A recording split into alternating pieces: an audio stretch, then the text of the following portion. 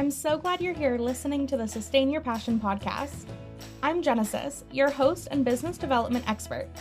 If you're ready to make a bigger impact and income while helping others, then you're in the right place. Thanks for joining me, and I can't wait to help you sustain your passion.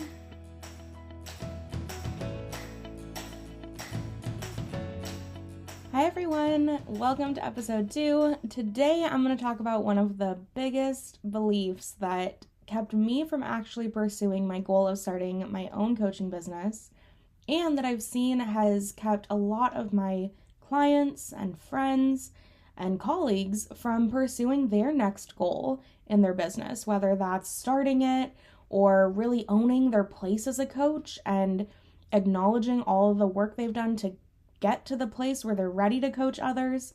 But it's that foundational question of, who am I to be a coach? And the fear that someone else might come at you and be like, who are you to call yourself a coach? And it all comes down to that imposter syndrome dynamic or shame that we've heard from other people, or not seeing ourselves displayed in media, or really being able to see ourselves in who we currently identify as coaches, and feeling like, well, I can't be a coach because I don't fit that model, or I need permission, or whatever those underlying beliefs are that hold us in this place of, I can't be a coach. Who am I to be a coach? So I want to talk through some of the mindset blocks that happen here and discuss some strategies to overcome them. So I spent some time thinking. I didn't pick up anything, just kidding. I wrote down the 4 common myths that I see that hold people back around this idea of, who am I to be a coach? So it's what keeps brilliant, thoughtful, insightful people from sharing their knowledge and becoming coaches, from my point of view. So the first one is this belief that you need permission. And I see this playing out especially with people that are currently employed in a 9-to-5 job. There's a big mindset shift that has to happen when you go from employee to entrepreneur. And it's around permission giving. So as an employee, you go through a job search process. You apply, you go through interviews, and then someone at the end of that tells you, you have permission to do the work you're capable of doing in our organization, right? That's the job offer. That's you getting hired. And then as new projects come up, or you want to try something out, or you want to explore your skills, again, a manager, a teammate, someone has to give you permission to say, yes, you can do that work. Yes, you can change your role. Yes, you can have that promotion. Yes, you can try new things. Someone else is giving you permission that whole way, right? But as an entrepreneur and as a new coach, you have to give yourself permission. And that looks like sitting down with yourself and really clarifying, why do I want to be a coach? Why do I think I'm ready to be a coach? And what are all of my experiences? In my first year, that was super helpful for me. I actually had a sticky note on my desk that said all of my education, all my trainings, all of the books I've read, all the experiences I've had, all the investments I've made in my own knowledge, my own awareness, to be ready to hold space for other people's transformations and offer support as a coach. And whenever those negative mindset thoughts of like, I'm not as good as her, or, nobody told me I'm a coach, so this is self-identified, I'm kind of playing house. If I ever started to doubt myself or talk bad to myself about my role as a coach, I would go back to that list and remind myself, oh yeah, all of this has been adding up to me being able to coach others. And there is no one that's hiring me in my coaching business to allow me to be a coach. Now, sales and actually having someone hire me to be their coach is a different conversation, and I'll talk about that in a couple episodes. But no one's going to hire you to be their coach if you don't first clean up your mindset that allows you to actually be seen as a coach and see yourself that way too. And that starts with you giving yourself permission to pursue this goal and acknowledge all of your work that you've done to get where you are, and acknowledge that you are ready for this. If you feel this calling, If you feel ready to help people with your coaching skills, it's time. And if there are specific skills you know you need to develop, you can go develop them. Like, you can go take a course, you can go get a certificate, you can go learn what you need to. But most often, this block comes from an insecurity and not like facts on paper, right? It's not usually that you need to go learn another thing. It's more so that you need to work on your beliefs and really give yourself permission to pursue your dream of starting a coaching business. So the second myth I want to talk about is this idea that your job owns your knowledge, but not you. Like, you don't own your own knowledge and skills. It's almost like you haven't taken ownership over your education and experience yet, and so it feels like your employer owns it, and you just kind of hold space for them only in your life, right? And you can only give your skills and knowledge and expertise to your job because you have a contract with them that says that you do certain work for them. Now, most contracts don't stipulate that you can only work for them. There might be a clause about how you can't work for them during or work for other people while you're working for them. So, for example, if you work an 8 to 5 shift, you're not supposed to use hours, 1 to 3 while getting paid by them to be working on your own business. However, if you've got time off, you can use that.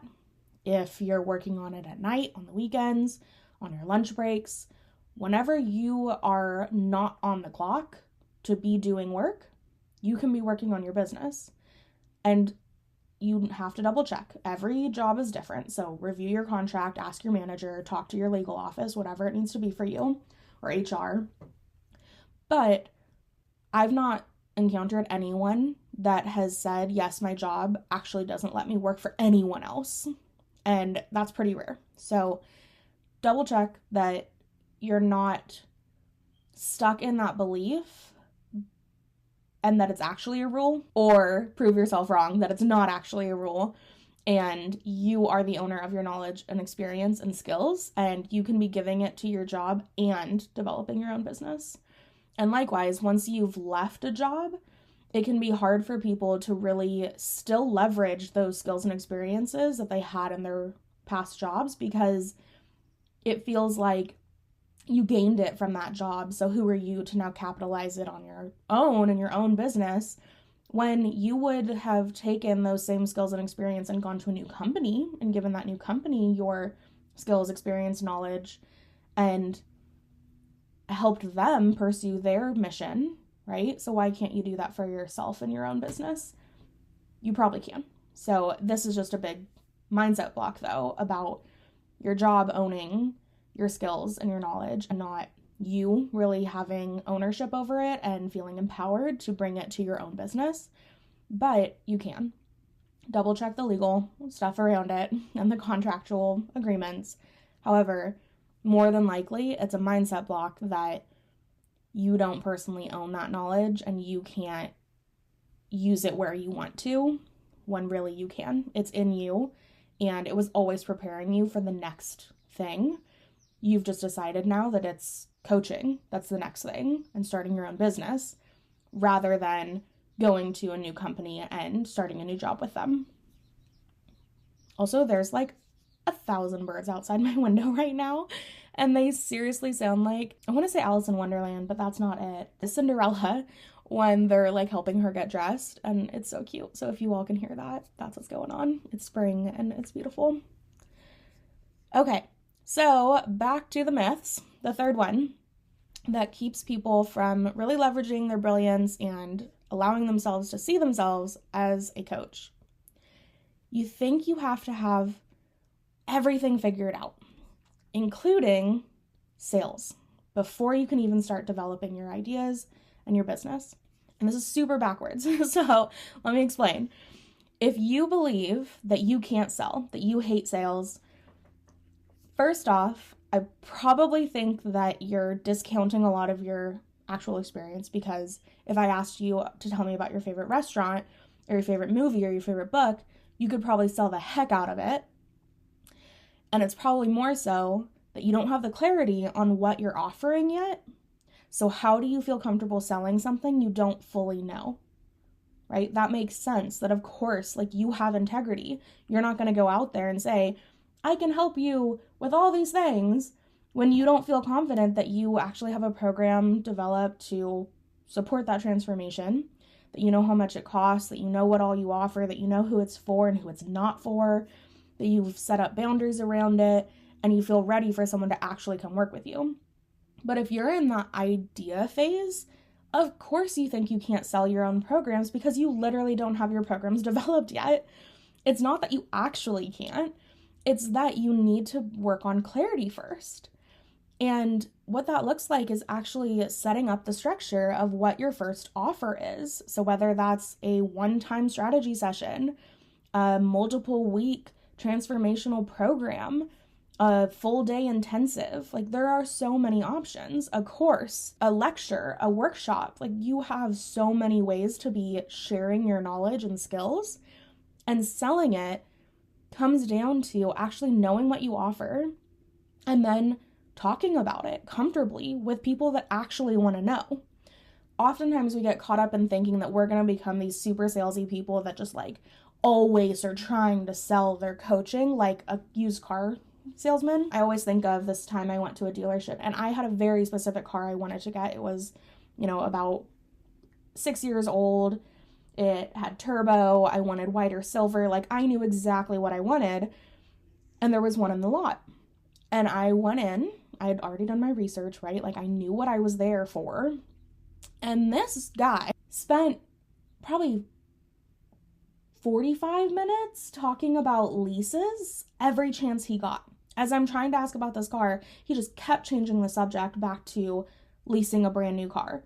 And at that point in my life, I was not as capable of setting boundaries. And so I let him talk about leases to me for so long. He probably thought I was interested. Honestly, at one point, I sat in the brand new car with him, and John and I were sitting there and we were like, okay, this is cool. But, like, that's the car we're going to buy. You know that, right? Like, we're not doing this. But he just kept pushing. And that's a very old school approach to sales. That's a very aggressive approach to sales. And there are so many better ways to selling than this. Like, I'm just always going to talk about what I do, even if you don't want to hear about it. And I'm going to make sure that it's in every one of my conversations. And if you're in that situation and thinking that that's what you're going to have to do, of course, you're like, yikes, sales is going to be the worst. I don't want to do it. I can't do it. I won't do it. And all of that, right?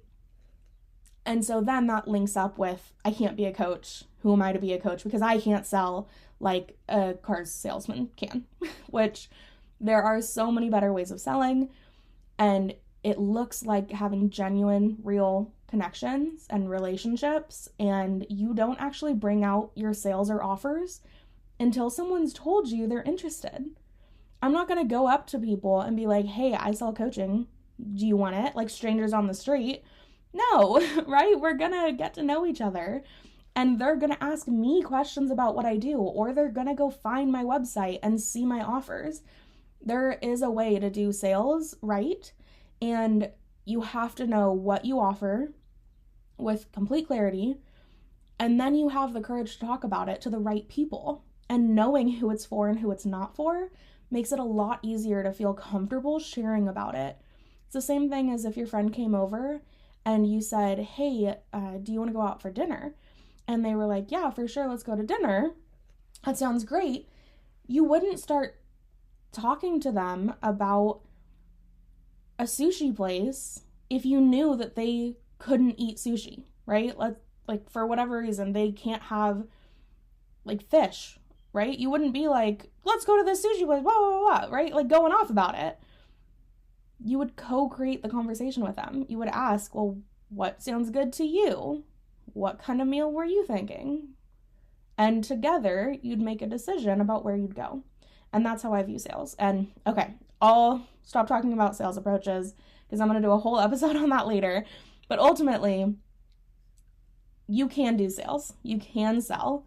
It's just that you haven't been exposed to a way of doing sales that fits for you and fits for coaches who are people-centric individuals. And I can't wait to tell you more about how to actually do that in later episodes, but that can keep you from really seeing yourself as being able to be a coach and being a coaching business owner. So the third topic is you think you have to know everything about your field. And you think that you need to know more before you're worthy of coaching someone. And I've seen this happen a lot with new coaches that are pivoting into their field. So maybe they had a career in one area and then now they're kind of shifting gears towards something else. They oftentimes discount their past experience and believe that they need a long time to learn, study a ton to be able to coach someone else. And they have to be really well developed in their expertise before they can offer coaching to anyone. And here's the truth about that. You need to be one step ahead. You need to have had space to reflect on your learning about that journey. And you need to be clear on what you do and don't help with. But that's it. So being one step ahead of your client might look like they have never set a boundary before. You have experience setting boundaries. They have never sold a program. You've sold 5 programs. You know what it's like. You've been there. You've been through the journey. And it's been long enough that you've been able to pause, look back, and think, okay, what made that successful? How did I do that? What did I have to learn and go through that now I can help this person learn and go through? And being clear on who you do and don't help is really helpful, because if I was saying I could help anyone sell product-based businesses, if I was saying I could help you sell your products in your business and make $1 million, like that would 100% be false. I could not do that. I have no idea how to help you with that. Who can I help? The new coaching business owner, the new consultant that is transitioning from employee to entrepreneur life, that's overcoming the mindset blocks, the strategy, and needs those first steps, trainings on how to develop offers, market, and sell them. That I've got down. I've been doing it for years. I've comfortably not only done it for myself, but helped other people do it and find success. Like, I feel very confident that I can help you do that. But I'm not going to go out there and say I can help you, make $1 million in your first year. That's not my specialty. There's probably someone out there way better suited for that, and I know that. So I'm not going to think that I have to learn how to do that before I can help you.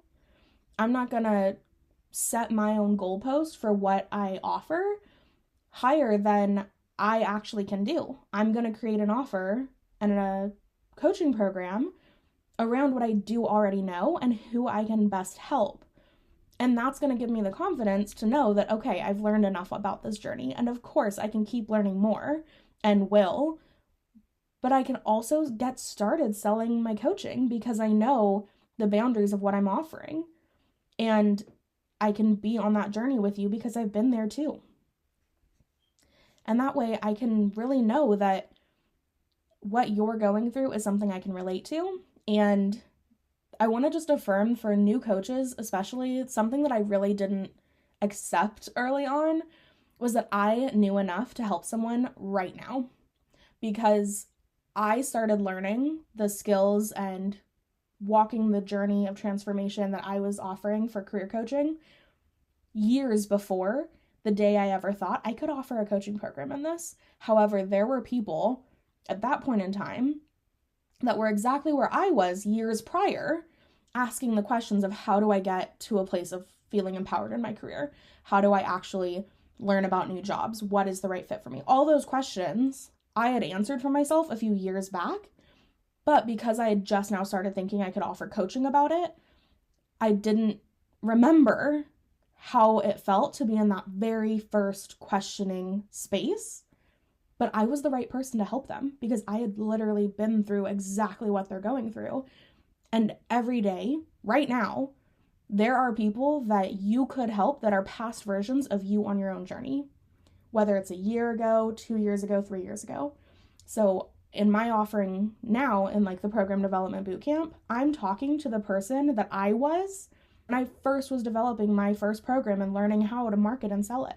But I've been doing it for so many years since that it's not what's typically on my mind of, how do I create a new program? How do I market it? How do I sell it? Those are questions I've answered. But right now, there are tons of people out there asking those questions, and I'm ready to help them, just like you're ready to help your past self right now, and they're waiting for you to see yourself as a coach and start offering the exact programs that they're looking for. Okay, so those were the 4 myths. First, you think you need permission. Second, you think your job owns your knowledge and not you. Third, you believe you can't sell. And fourth, you think you have to have it all figured out and you need to know more before you're worthy of being able to help coach someone else through their journey. So in summary, I want to tell you this. You are ready to be a coach. If you're here, if you're listening to this, if you have been learning and experiencing life and different types of work and you have skills, you are ready. You have knowledge and expertise that you can share with others. You just need the clarity, courage, and confidence that it takes to get there. And I also want to affirm that confidence comes after courageous acts. So it's going to be scary. It takes a lot of courage to get out there. But once you start letting yourself dream and really doing the work to clarify what you do and putting yourself out there, you will feel more confident because that's when you will have proof that, oh, it went okay. But until then, you're going to be nervous. And it's going to take courage to get through that, to get to the other side. Oftentimes people want to feel confident before they're willing to take courageous steps forward, and it's the opposite. So confidence comes after courage. So allow yourself to dream and clarify what you do and what you don't do. And allow yourself to imagine your future confidently sharing about your offers in a way that actually feels good to you. Marketing and selling doesn't have to be any one way. And you can decide right here and right now that your coaching business will be based around your preferences and what feels good to you. And you're not going to do things that are outside of your zone of integrity and what feels right to you. Doesn't mean you won't be nervous while you're doing the things, but it also doesn't mean that you have to do things that feel out of alignment for you. And you can always be listening to what feels right for you and your ideal clients. And there is a pathway for you to take to really develop your own thriving business that you can sustain, that feels good now and will feel good in 5-10 years. It all starts with making those decisions now, allowing yourself to pursue your goals and pursue your dreams and see yourself as a coach. All right, if you've got questions about any of these 4 myths or anything I said today, I'd love to hear about them. So if we aren't connected on Instagram, I'd really encourage you to follow me at Genesis_Rose over on Instagram and shoot me a message or comment on the post about this podcast episode and let me know what you're thinking. I would love to connect with you and start a conversation. I hope this was helpful. Talk to you soon. Bye.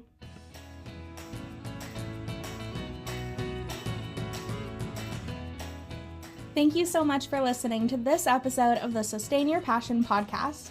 If this episode helped you gain a bit more clarity, courage, or confidence, please share it with your friends on social media or in a text. It would mean the world to me.